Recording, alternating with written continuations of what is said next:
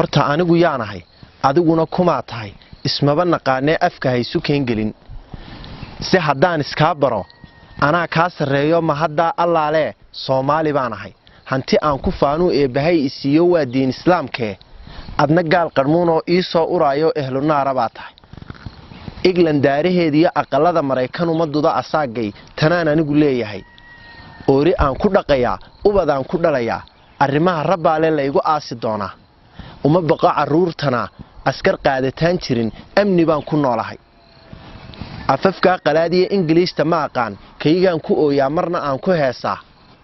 inta joogta dibadaha iyagana waxaan idhi ayuu okay iyo waxaan aabahaalayn amaan kuma noqotee ha ka tagin afkaagiyo abtirsiimadaada ku aroor cidaa tahay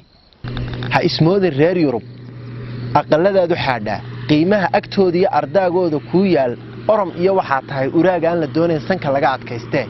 ayeeyiya awowgood odayaali taal gabay ayaabaad u maydhaa inta yaray ku siiyaan wadankii la aadaa aaladaha qarxa iyo sheegata aqoonyahan aan loo dhawaan karin isma keekidaayo ariga taqaanay sidii oonad garanayn geel aad ku sheegtaa